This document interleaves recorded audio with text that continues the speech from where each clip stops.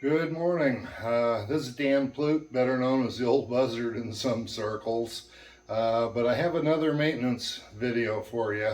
Haven't made one in ages because I haven't had anything new to do to the Can-Am Maverick trail in a long time. And this one kind of has a little bit of a side story or backstory. And that is that I came home to a flat tire one day, and I assumed that I'd picked up a nail or a screw or something. I was out just screwing around the neighborhoods here. The tires and wheels that I have, they're coming up on 3 years old. It turns out that it was a Schrader valve, the valve in the tire stem. I had never checked them before. That may be something to add to a checklist. I would have swore it was a nail or a screw, but in taking them off and checking everything, I started pushing and pulling on a wheel, and let me show you what I found. Okay, I don't know how well you're going to be able to see this. I'll try and get a close-up in a second, but when I push and pull, can you see how much slop that is? I don't know, I should put a straight edge down and see. That's probably a ½ inch of slop. And of course, when I look at the bushings down there, you can just barely see. What I say is a 1/16 of slop down there makes a ½ inch of slop up here. I'm pretty sure it's not a bearing because I can see that little tiny movement in the bushing down below, but the only slop is in that vertical plane. When you go to the horizontal, there's no slop at all. And other than a little bit of brake squeak, the bearing is nice and smooth. So I was confident enough that I went and ordered a full set of bushings. I didn't want to screw around, so I just got a full set, front and rear. I think it was pretty obvious in the clip just before this, but look at that. That's a lot of slop. And it does that on the other side too, so they're both sides are worn about the same. So here, I'll show you the bushings I bought and tell you why I bought them and whatnot. So I ended up going with Super ATV's full kit for front and rear. It's about $160. You can get a discount if you're military. Once in a while they'll have a 10% off sale. I'm not real experienced with Super ATV, so I'm just hoping that they're good quality and that they'll hold up. They are not the stock bushings. They're a performance bushing. They're made out of the UHWM, the ultra high weight molecular whatever. I can't remember what the heck it stands for. But so they won't be rubber mounted like the originals were. The originals fooled me the first time because of that rubber. If you push hard enough, you can get them to flex, and then when I took it apart, it turned out, well, it's just the rubber that's flexing. Of course, what I showed you just a minute ago was way more than the rubber flexing. But here's what the kit looks like when it's unpackaged. So these things again are, in the old trucks I used to rebuild, stuff like that, they were just basically called nylon bushings. Same difference. They're supposed to be self-lubricating, which trying to read up on self-lubricating, I don't think I worried about lubing anything that I've done in the past with a nylon bushing. Probably because many of the things I replaced didn't have a zerk in them.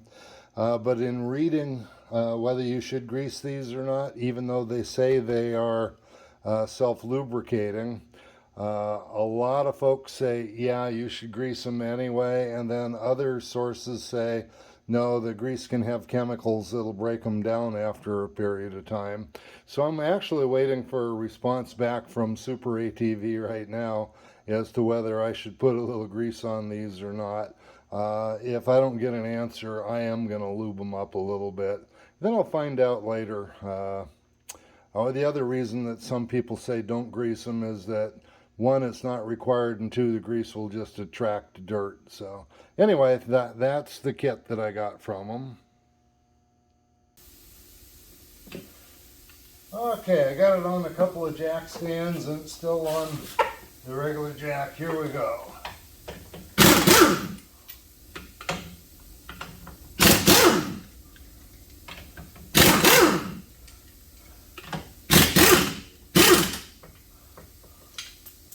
Alrighty.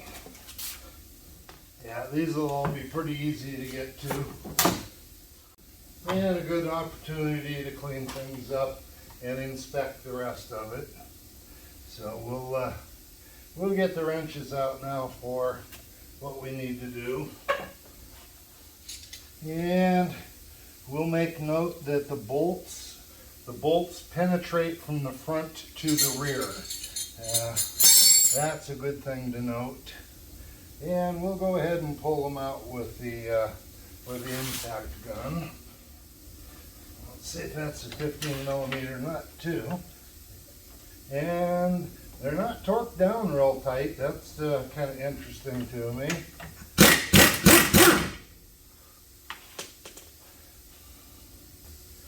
And the top one's loose. I should have something to set those on. That bottom one pulled right out. And that bottom one pulled right out. So, time to start cleaning stuff up. Let's see if we can get, yeah, we'll have to get a pair of pliers or a screwdriver or something to pry and pull with, but we'll start pulling things apart too. And I gotta get some paper towels or a shop towel anyway. Okay, all these should come out pretty easily. Should be just pushing with a screwdriver. Yeah, this is the rubber part of the bushing. Come on. There's the rubber. And another rubber on the back side, of course. On. There we go, there's the rubber from the back side. And should have gone the other way to keep from getting stuff greasy. So it looks like I've had plenty of grease in them. There's the steel portion. And these have no wear bars in them, so maybe it was just the lowers that had the wear bars. Huh, don't see any in either of them, but that's okay. So we'll put these there, keep the floor from getting all greased up. I'm all greased up already. So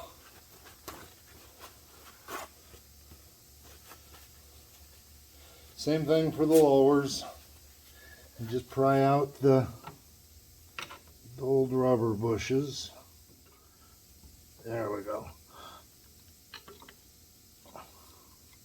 So there's that rubber bush and that steel.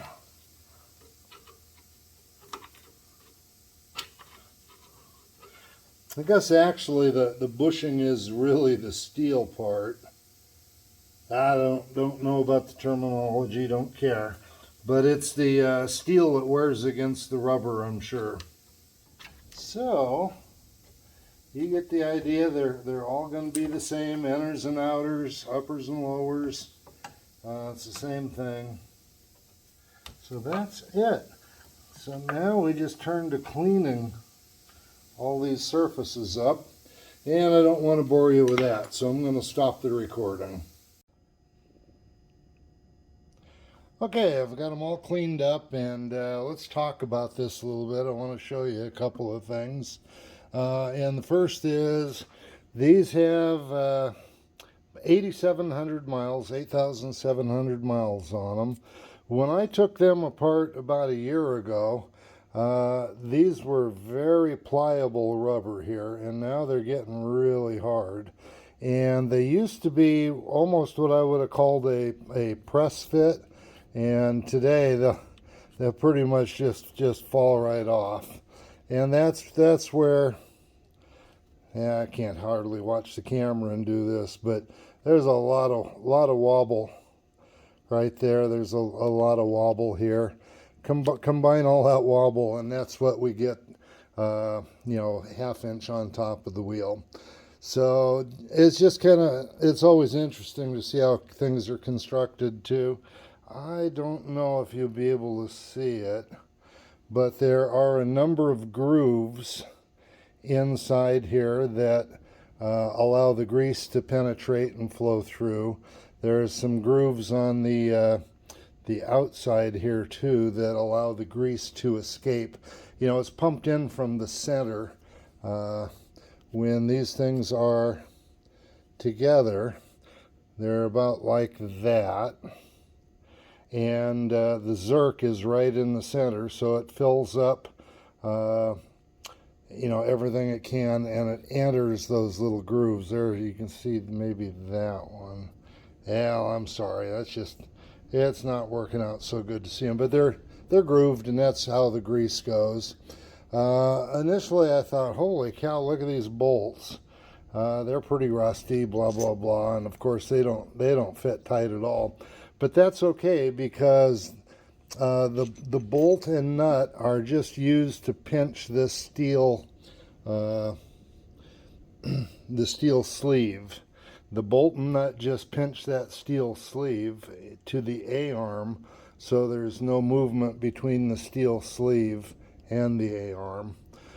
So all the bushing and wear comes between the sleeve and the rubber. Again, the rubber was nice and pliable when I first checked them a year or two ago, and now they're really hard. So yeah, it was time to do them. Just wanted to show you what everything looked like when it was cleaned up. What I didn't show you, I'm not sure why I passed it right over, but these are, I'm still just going to call them a nylon bushing. They're that high molecular weight poly blah blah blah. But these now, boy, they are a push fit. Pull. So yeah, these are definitely a push fit. I got my glove in it. This will be a lot tighter once I'm done with these. So, yep. So the question still remains: am I supposed to grease these or not? They're called self-lubricating. I'm gonna put a thing of grease over them. I texted the company Super ATV, or used their chat function an hour ago. They still haven't responded to me. Okay, Super ATV answered their phone. They wouldn't answer the darn their own text thing, but they answered their phone, and they said, do not lubricate, no grease on the bushings. I kind of wonder if that's a mistake, but we'll find out over time. Yeah, what's gonna keep the spacers from rusting and wearing? What's going to keep the bolts from rusting more than what they did? Bolts I'm not so worried about, but for a long life, you would think these would get a coat of something just so they wouldn't rust up. In fact, I think I'll put a little bit of LPS on it. I'm a big believer in LPS for rust-proof and stuff. I'm going to do that right now. I think all these steel pieces. So I won't really put anything on the bushings themselves, but I'm going to coat them. I'm going to coat all the metal pieces with LPS as a rust proofing. I'll be right back. Okay, everything got a coat of LPS. We used to use that in the airplane, on the airplane a lot, to keep it from rusting. So we're going to do that here. So just goes back in the same order as we took it apart. We'll make sure we don't have any crap in there. So my gloves keep getting stuck inside these things. Okay, there's one. That's a nice push fit. And come on, get in there. That's a nice push fit too. And we'll send the spacer on through. Probably should have put that in first.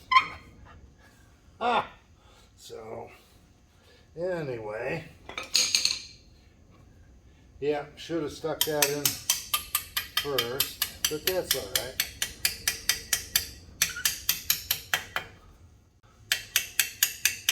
There we go. I do believe that'll fit through.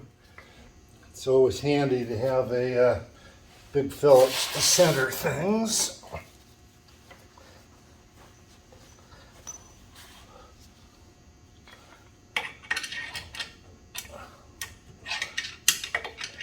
Centered right there. And we get the bolt through it.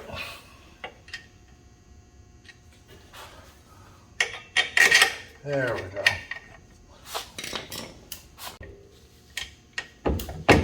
And that one's through. We'll put one of the nuts on it.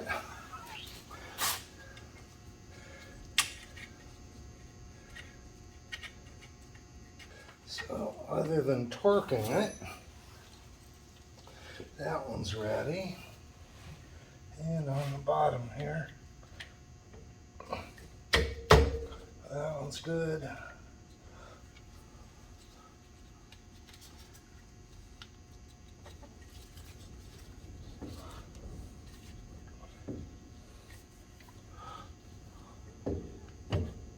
And that one's in. So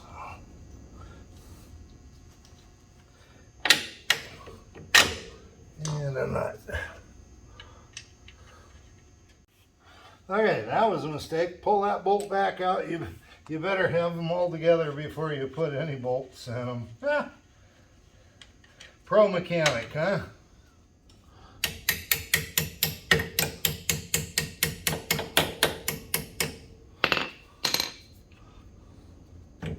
There we go. Now we're cooking. That bolt goes back through. And that bolt was from the back.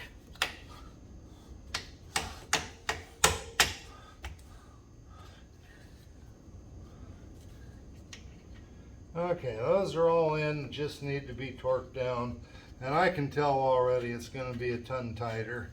So I don't think I need to bore you with doing the inner ones. They're going to be the exact same process.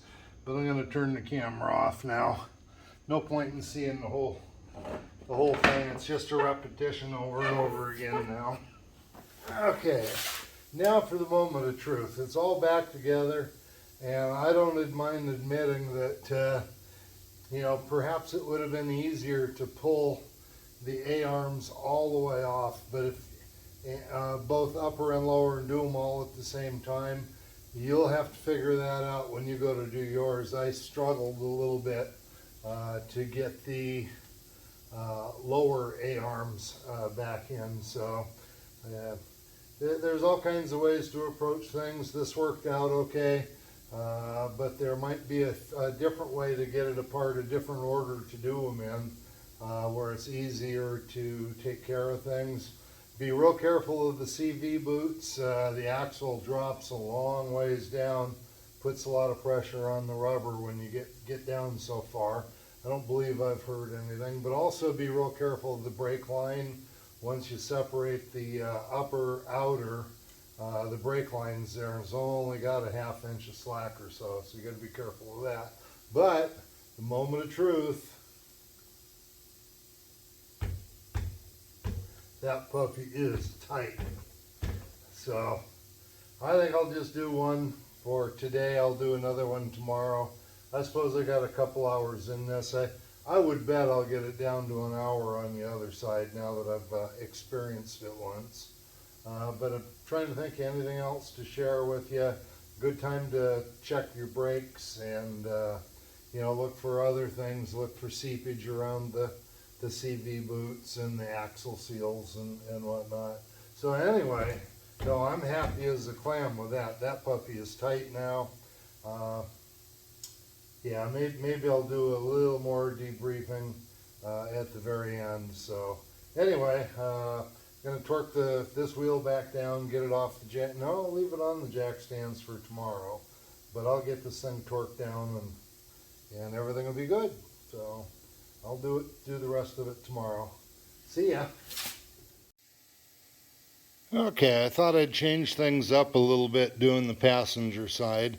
It was kind of a waste of time trying to fight doing the bushings kind of individually, you know, the upper inner and then the upper outer and then. So this time I took it all the way apart. So shock off, rear sway bar off, and you got the lower A-arm off, and the upper A-arm's just sitting here free. Now you have to protect the brake line and you have to protect the CV joints. So I've got it hung up a little bit, but I think it's going to be a lot easier to do it this way. I don't know if I mentioned last time or not, but these gizmos right here,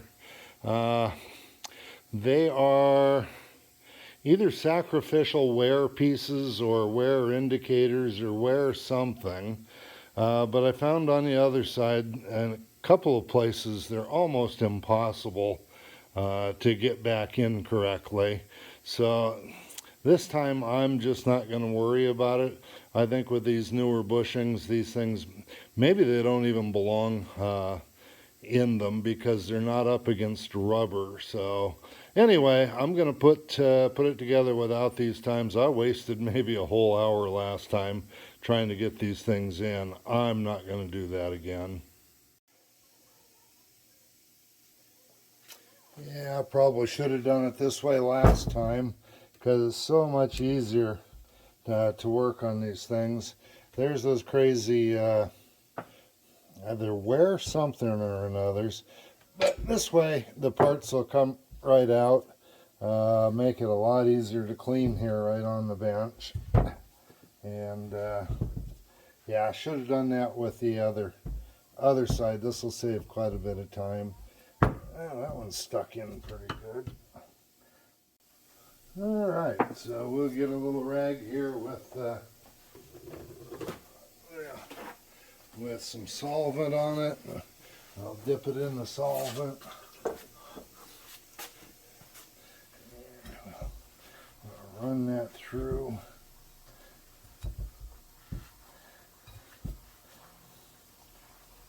All of these have had plenty of grease in them, so it's not a case where I didn't grease it enough. Everything was still wet with grease. But in fact, I'm not going to clean those up too terribly much because I want a light coating of grease in it so they don't rust. And we'll flip it around, make sure these are all cleaned up. In fact, hang on. So we'll take a little scraper. I don't know if that's in the, yeah it is. Take a little scraper and scrape all the crap off the insides and the outsides. Get all the old grease and crap off of it. Kind of looking for wear on the steel itself here, and I thought I saw some, but it's really not. It's just where the paint's worn through. Okay, so this one's ready to assemble. Let's see, that's the larger one. So 1, 2, 3, 4. And what is it? 4 of.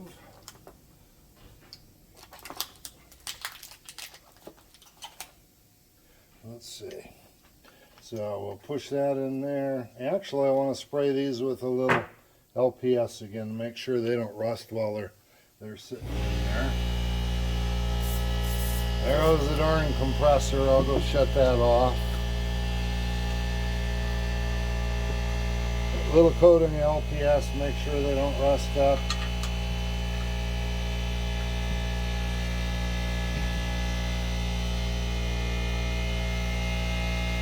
That's good.